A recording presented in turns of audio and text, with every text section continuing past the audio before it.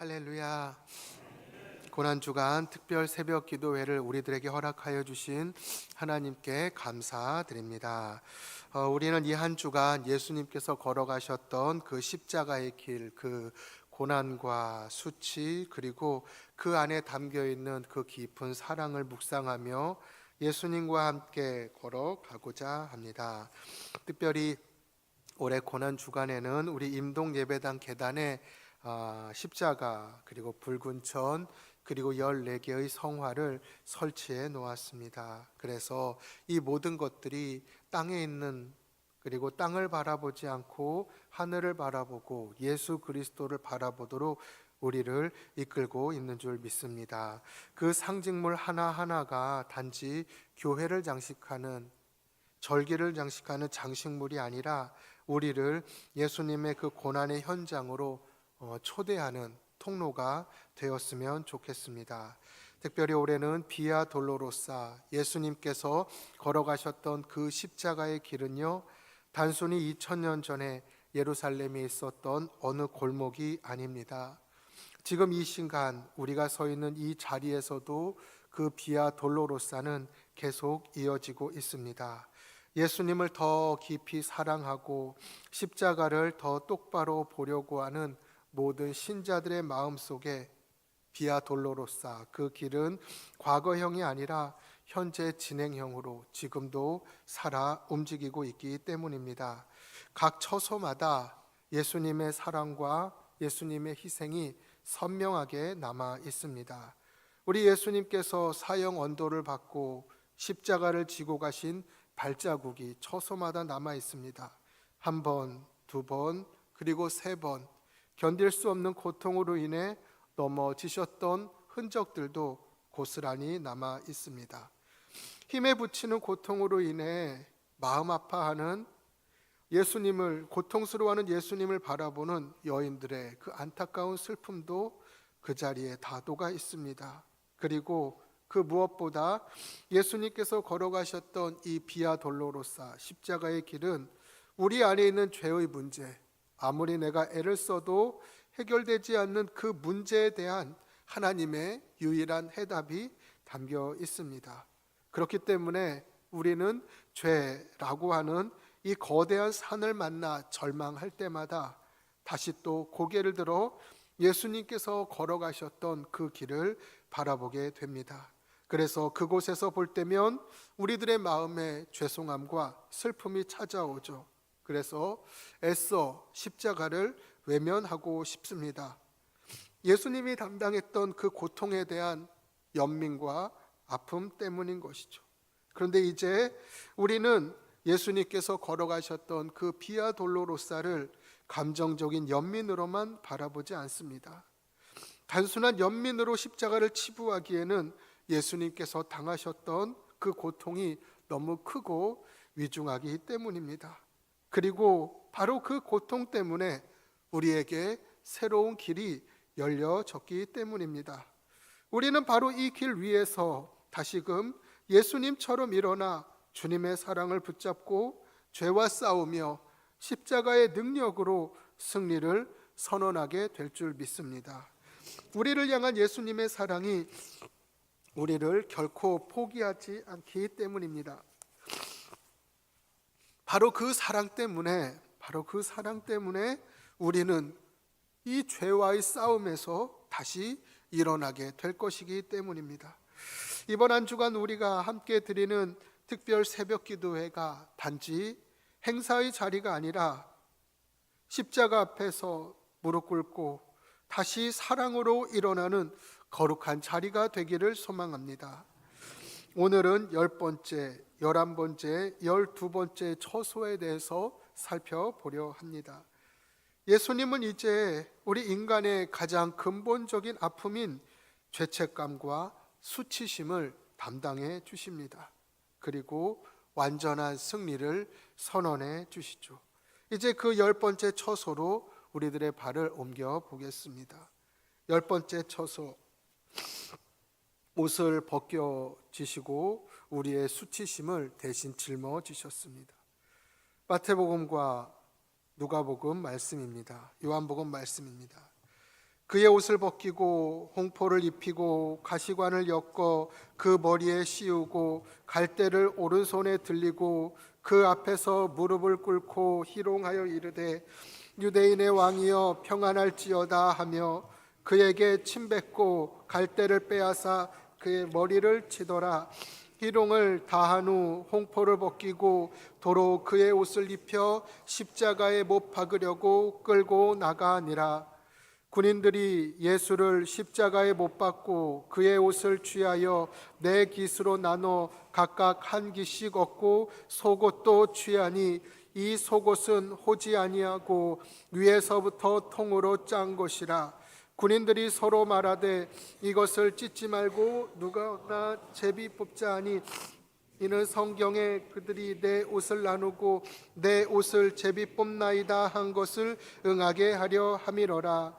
군인들이 이런 일을 하고 아멘. 군인들은 예수님께서 십자가를 못 박은 뒤에 그분의 옷을 가져다가 네 조각으로 나누어 각각 가져갔습니다. 속옷은 한 조각 그대로 있었기 때문에 남겨져 있었습니다. 위에서부터 아래로 통으로 짠 옷, 너무 좋아 보였던 것 같습니다. 그래서 군인들은 말합니다. 이 속옷은 찢지 말고 누가 가질지 제비 뽑아 보자. 속옷마저도 빼앗겨 버리게 되었습니다.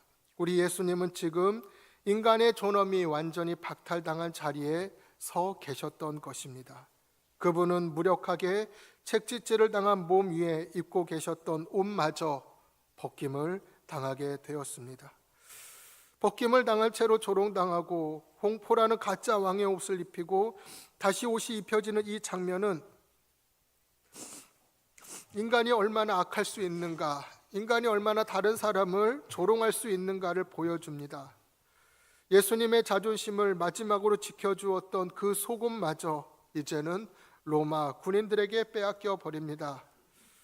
하늘의 영광을 가진 하나님의 단 하나밖에 없는 아들 예수님께서 자신의 피조물의 손에 의해 발가 벗겨지셨습니다. 타락한 인간의 잔인함이 어디까지 갈 수 있는지, 인간의 탐욕과 냉소가 거룩한 하나님의 아들을 어떻게 대하는지를 보여줍니다. 그런데 성경은 너무 냉정하게 한마디로 말씀합니다. 이 모든 것들은 성경 말씀을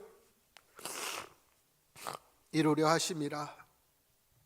우리 예수님께서는 이제 고난의 길 거의 끝자락에 도달하셨습니다. 예수님은 구약에서 말씀하신 그대로 그 길을 철저히 따라가셨습니다. 옷이 벗겨짐으로 인해서 무척 수치스러우셨을 텐데 우리 예수님은 이번에도 침묵으로 일관하십니다. 왜냐하면 예수님께서 경험하신 그 수치심 속에 우리를 향한 구원이 숨겨져 있기 때문입니다. 예수님은 옷을 빼앗기신 것이 아닙니다. 옷을 빼앗기고 수치심을 뒤집어 쓰므로 죄로 찌들고 숨고 싶어 했었던 우리들의 부끄러움을 대신 뒤집어 쓰신 것입니다. 우리 예수님께서는 속죄제의 제물이 되어주심으로 하나님과 우리 사이에 깨어진 관계를 회복시켜 주셨습니다. 우리가 감히 하나님 앞에 설 수 없는 죄, 부끄러움과 수치심, 그 모든 것들을 짊어지시고 완전한 벗김을 당하셨던 것입니다. 아담과 하와가 범죄한 후에 그들이 가장 먼저 느꼈던 것은 수치심이었습니다. 그래서 무화과 잎으로 자신을 가렸습니다. 우리도 다르지 않습니다. 죄와 과거의 기억, 남모를 상처 때문에 마음의 옷을 덧대며 살아갈 때가 많습니다. 그러나 우리 예수님은 오늘 십자가 위에서 말씀하십니다. 내가 너의 수치를 벗기고 나의 영광의 옷으로 너에게 입혔다 라고 말씀하십니다. 예수님은 우리가 입은 수치의 옷을 벗겨주시고 자신이 입으셨던 그 영광과 존귀의 옷을 우리들에게 입혀주셨습니다. 예수님이 완전히 벗으셨기에 우리는 완전히 입을 수 있게 되었습니다. 아담과 하와는 죄 이후로 스스로를 가리려 했지만 예수님은 우리에게 너는 더 이상 숨을 필요가 없다라고 선언해 주셨습니다. 우리의 상처는 그분의 상처로, 우리의 부끄러움은 그분의 용서로 덮여지게 되었던 것입니다.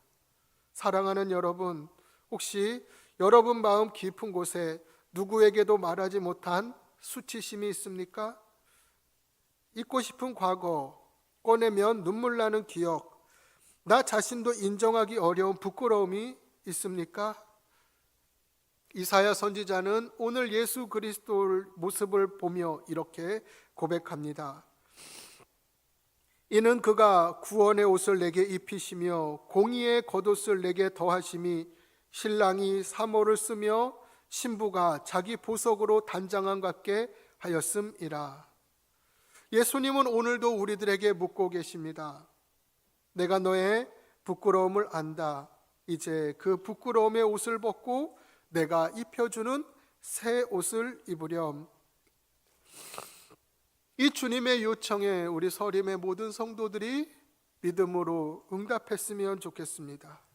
이제 우리 예수님은 더 깊은 고난의 자리로 나아가십니다. 우리 예수님은 우리의 수치를 담당하셨을 뿐 아니라 이제는 죄의 심판을 대신 받으시기 위해 십자가에 올라가십니다. 11번째 처소입니다. 십자가에 못 박히심. 요한복음과 이사야 말씀입니다. 그들이 거기서 예수를 십자가에 못 박을새 다른 두 사람도 그와 함께 좌우편에 못 박으니 예수는 가운데에 있더라. 이는 그가 자기 영혼을 버려 사망에 이르게 하며 범죄자 중 하나로 헤아림을 받았음이니라. 아멘. 우리 예수님은 골고다 언덕, 해골이라 불리는 그곳에서 십자가에 못 박히셨습니다. 인간이 고안해낸 가장 잔혹한 형벌 앞에서 우리 예수님은 묵묵히 손과 발을 내어 주셨습니다. 예수님의 손은요, 병든 자를 고치는 능력의 손이었습니다. 또 외로워하는 자들의 등을 쓰다듬어 주셨던 위로의 손이었습니다. 우리 예수님의 발은요, 이른 양을 찾아 골짜기를 헤매던 발이었습니다. 우리 예수님의 발은 수많은 병자를 향해 걸어가셨던 발입니다. 사마리아의 한 여인을 만나기 위해 떼약볕을 걸어가셨던 바로 그 발, 눈먼 자의 손을 잡아주기 위해 다가가셨던 그 발. 그런데 그렇게 소중한 손과 발이 이제는 굵은 못에 박혀 하늘을 향한 사랑의 고백처럼 무력하게 펼쳐져 있습니다. 자유를 주시던 손과 발이 이제는 완전히 속박당하게 되었습니다. 십자가는 단순한 고통의 상징이 아닙니다. 십자가는 하나님이 죄를 얼마나 미워하시는지를 보여주는 자리이면서 동시에 우리를 얼마나 사랑하시는지를 가장 깊이 보여주는 자리입니다. 그 십자가 위에서 예수님은 세상과 하늘 사이에 매달리게 되었습니다. 땅은 예수님을 버렸고 하늘은 얼굴을 숨겼습니다. 사람들은 조롱했고 제자들은 다 도망쳤습니다. 그분은 완전히 홀로 되셨습니다. 그러나 바로 그 홀로 되신 예수님 속에 우리를 위한 구원이 시작되었습니다. 예수님께서 못 박히셨던 그 손은 나를 위한 손이었으며 그 발은 나를 대신한 발이었습니다. 예수님은 내가 박혀야 할 그 못을 당신이 받으셨고 그분이 흘리신 피 한 방울 한 방울마다 나의 죄가 하나하나 씻겨져 있습니다. 십자가 위에서 흘리신 피는 그래서 결코 한 방울도 낭비되지 않았습니다. 다 이루었다라는 이 말씀은 고통 중에 질렀던 비명이 아니라 우리를 죄에서 완전히 구해내셨다라는 선포입니다. 이 말씀은 너는 이제 자유하다라고 하는 하나님의 음성입니다. 바로 그 순간 죄의 사슬은 끊어지게 되었고 우리는 용서받게 되었습니다. 더 이상 하나님 앞에 죄인으로 여겨지지 않는다라고 하는 뜻입니다. 더 이상의 수치도 없습니다. 십자가는 바로 그것을 끝냈습니다. 그날 하늘은 침묵했으며 땅은 흔들렸습니다. 그러나 동시에 그날은 사랑이 완성된 날이었습니다. 십자가는 고통의 끝이 아니라 은혜의 시작이었기 때문입니다. 못자국 난 손과 발을 볼 때마다 그 손과 발은 나에게 말을 합니다. 너를 위해 내가 여기에 있다. 그러니 이제 너도 나를 따라오너라. 지금도 그 못자국 난 손은 우리를 품고 있습니다. 죄와 수치로 얼룩진 우리를 끝까지 놓지 않고 있습니다. 그 발은 우리 마음속에 있는 이 죄의 어두움을 다 뚫고 우리를 찾아 걸어 들어왔습니다. 버려진 자, 낙심한 자, 외로운 자의 곁에 멈추지 않고 우리 주님은 다가가고 계시는 것입니다. 그 발이 골고다 언덕을 끝까지 걸어가도록 만들었으며 마침내 십자가 위에서 멈추게 되었던 것입니다. 이제 그 손과 발이 우리들에게 속삭이고 있습니다. 이제는 너희가 나의 손이 되고 너희가 나의 발이 되어줄 수 있겠니?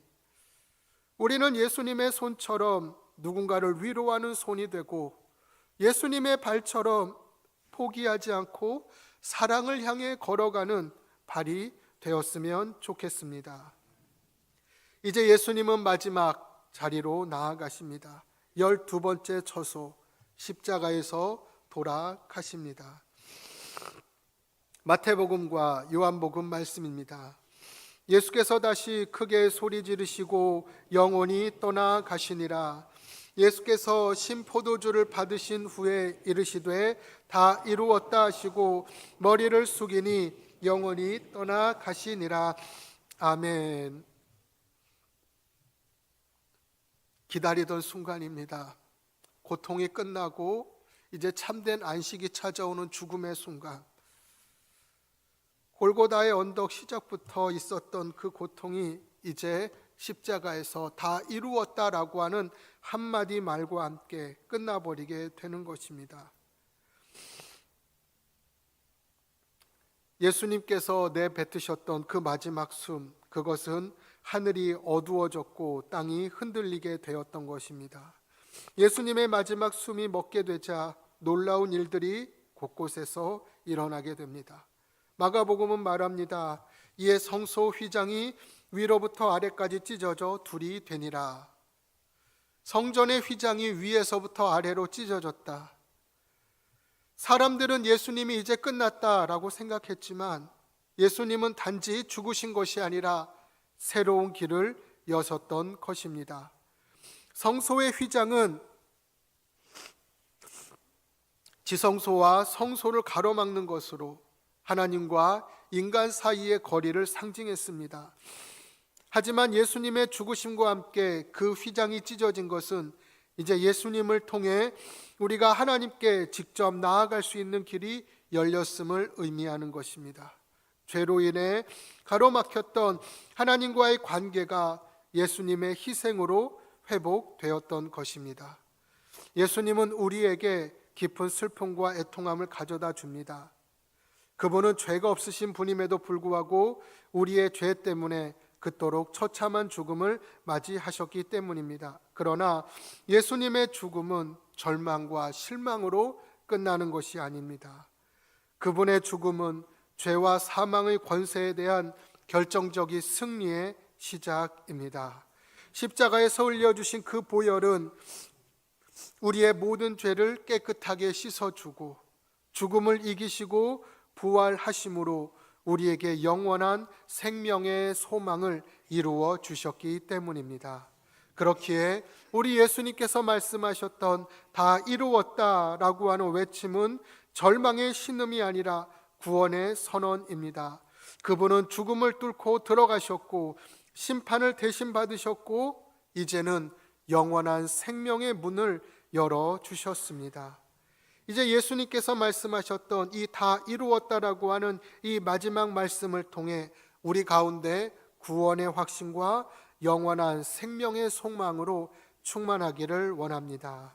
이제 우리는 더 이상 죄의 종이 아니라 예수 그리스도의 은혜로 자유함을 얻은 하나님의 자녀가 되었기 때문입니다.